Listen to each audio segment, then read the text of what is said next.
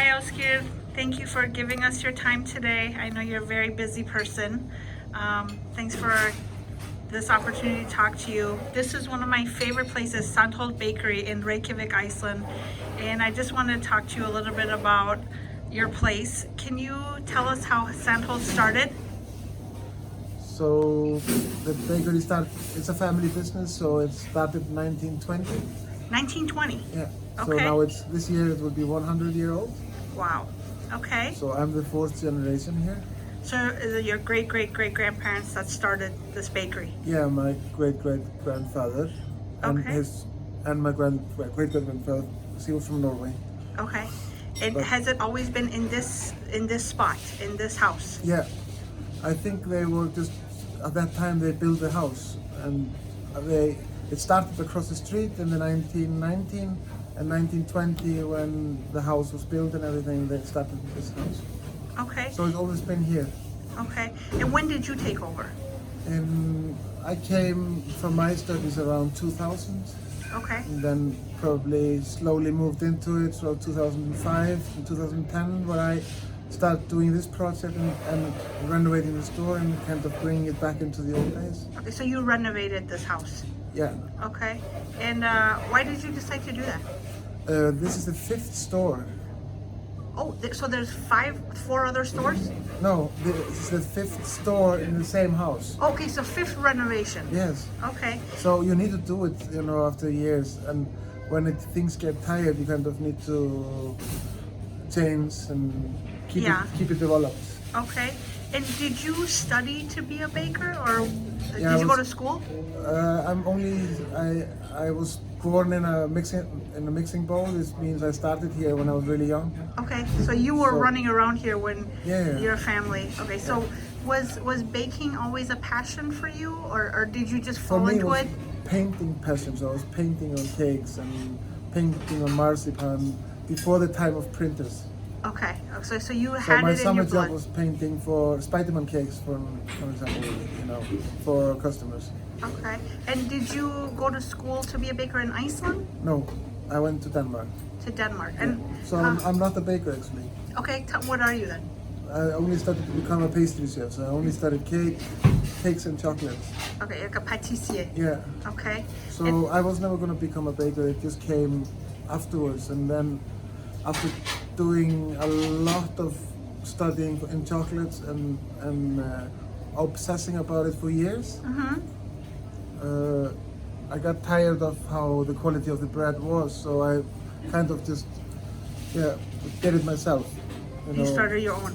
Yeah. So we used to have 3 stores, so I closed 2 of them Okay. and just focused on the one downtown, the oldest one, Okay. and tried to bring everything back into the old style. This means using sourdough instead of yeast and giving it long processes, not short processes. So So that was a switch for you from going into being doing patisserie work with cakes and decorations into kind of shifting into bread. yeah, I've also,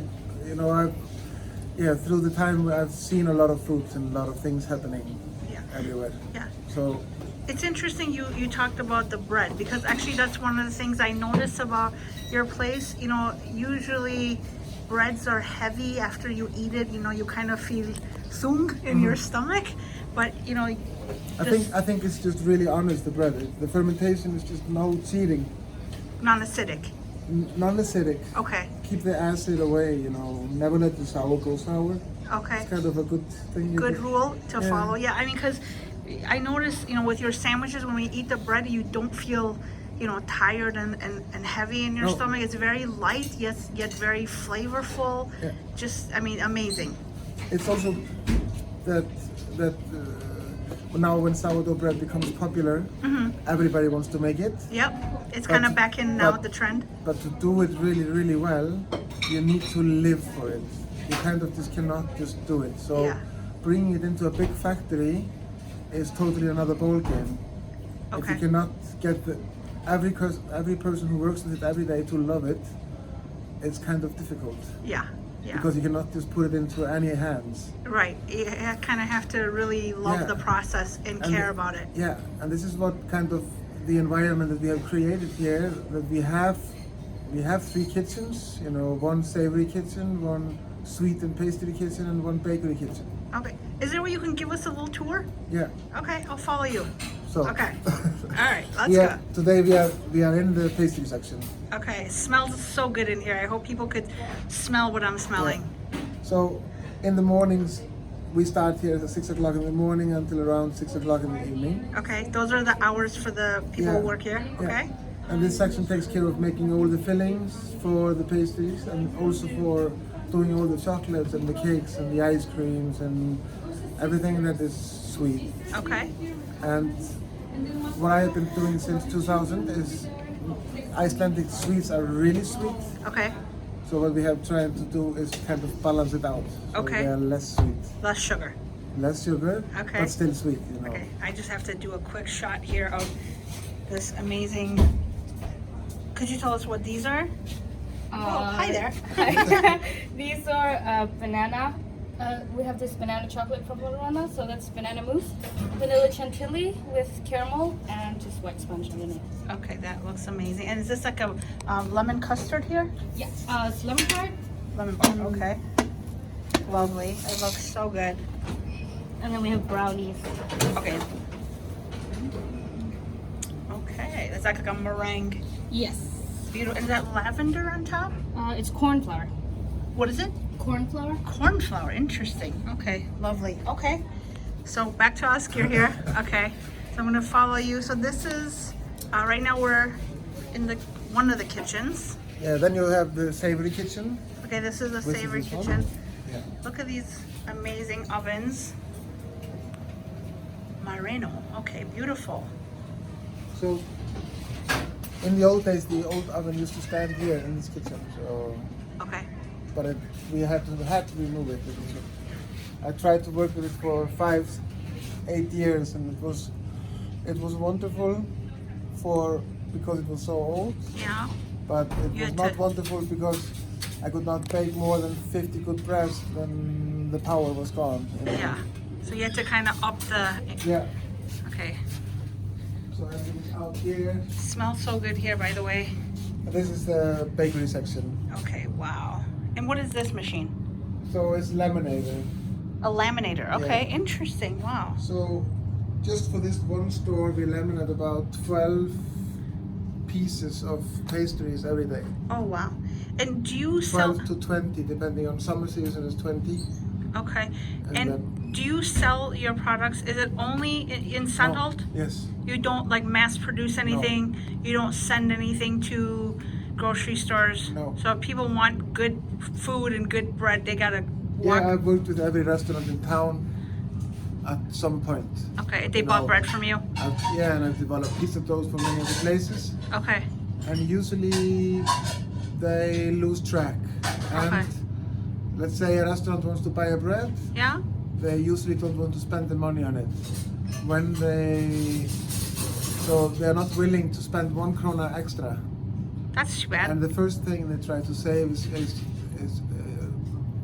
the bread. On the bread. Okay. We import in Iceland, if you think about it, we could be running 10 fantastic bakeries in Iceland, but we import around 5 to 6 tons a week of bread, baked goods. Wow. Yeah. Okay. That's This comes from Poland or whatever, you know, from some cheap factories. right. And so I would much rather, I don't want to have 10 stores. I want to make capable people to Yeah. do something fun also. Yeah. And so I would like to see more quality bakeries in Iceland, but the quality isn't so great, you know. You know, it's funny you say that because that's the first thing I noticed about your place. You walk in and you see that bread and it's just like, pow, this is just highest quality. It looks so good. Yeah. I mean, it's Thank you. not what you see. You can see the difference right away. Yeah. You can, it's very poignant. Kind of the art is keeping the volume in it and not losing it and not getting it dense and not getting the feeling of sourdough. Yeah. So if you can have it a little bit more light and more refreshing, so then, and what we are thinking about here, for example, because we live in Iceland, the problem is the flour. that if I can buy one really high quality flour in Europe for €1, I have to pay €3 or €4 when it To comes import here. it, yeah, And nobody in Iceland wants to pay That much. price for bread. right. So this is why I have to buy like sometimes not the best flour I could imagine. Yeah. And I know that's what you would prefer to do. Oh, guaranteed. Yeah. But I don't buy the cheapest ones, but I would like to buy sometimes some other ones. So we are thinking about how can we do this, and this is one way is just buying grains. Okay. Yourself. Yes. And milling it yourself. Yeah. So we put a sieve house in here, Okay. and then we will put the mill outside so customer can see it also. So is that your plan in Yeah. the future? Yeah. Wow. So there's gonna be a flour, like an actual flour mill Yeah. out there. Yeah. So Okay. then I can use that one for the enzyme high flavorful fresh milled flavors. So you are the real deal, my friend. This is no joke. You know, no, but you get my idea, because I need at least 10 to 20% into the bread, but that would be enough, because then I can support it with flours which I know the numbers of, you know. Right. So it's still not It's all about gross balance. volume, but In a bigger country with where the flour is grown, I could probably mill everything, wow. but Okay. in Iceland it's not possible. So let me ask you something else here. Have you ever thought of, I mean, because the products you put out there are, I mean, anybody who comes here will see that right away. Have you ever thought of taking this business, you know, to kind of mass produce things at a higher level, you know, instead of keeping it kind of in-house and smaller scale? Or have you ever thought of franchising? Yeah, I've been offered franchising sometimes, but I've not been so fond of the ideas which I've had. Okay, and why? Curious. Sometimes when it smells of too much money, people. Yeah. So Yeah. you're not fond of the greed. No. Okay. You want to keep it Yeah. the way. Yeah. The Where you, first thing I would experience is they would promise me everything sweet, and then as soon as it starts to be a little bit hard, because they would like to cut down, they would like to buy. yeah. They would like to buy some cheap Belgian chocolates instead of Valrhona maybe. They would like to skip the organic flour, buy some cheap one because they know another Yeah. producer. Penny pinch here and there. Pins there and there, and you're starting to produce something that you don't want to be producing. Okay. So I'm really scared for that.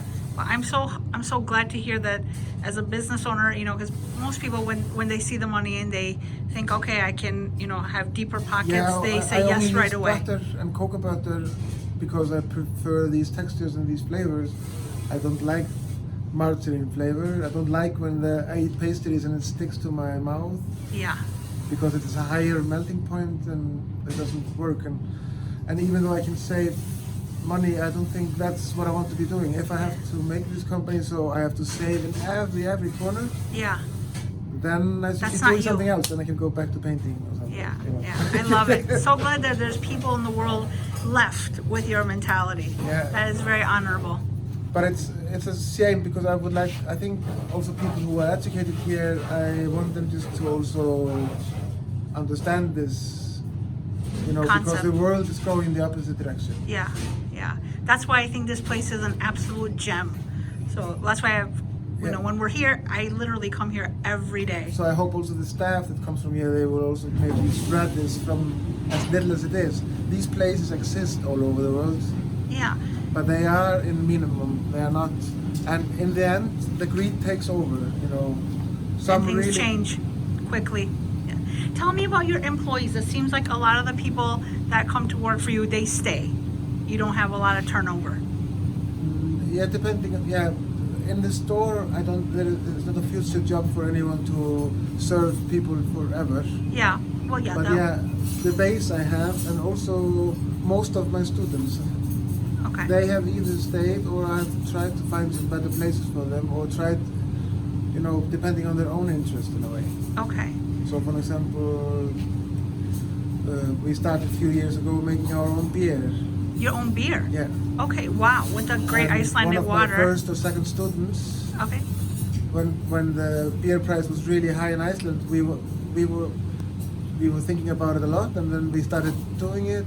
And today he has a company called Mono Brewing Project, where we can just do collabs with bigger companies. So we can actually just brew all the beer for the bakery, Wow. even though we don't have the beer equipment. Okay. So by not buying the alcohol equipment, to make it, Right. which is a huge investment, Right. I can still have it as a hobby, but still sell my own beer. Okay. This means I'm not demanded on that I have to make X money from the beer company. Okay. Yeah. I so can then just you're make more. beer when I want to. Yeah, I love it. I You know love what it. I mean? You'll have to show me where that is. Is that? I mean, can people order it now? Yeah, on taps. Yeah. Okay, well, you're gonna have to show me that too, because I don't think I saw that. Is Yeah. that in the marble walls? Yeah. Okay. This is why we also produce in the sweet department. We produce all the soda water, and it's just produced from fruits. Oh my gosh, I so wish you were in Minneapolis. That's. Yeah. Oh, But I gotta figure out a way to get So you yeah, there. Soda is a commercial thing, and Coca-Cola, you can have it for 1 penny today. But real handcrafted sodas, like similar with the thought, like you're making cocktails, Right. just keeping it non-alcoholic. And keeping the control over everything. Yeah, yeah.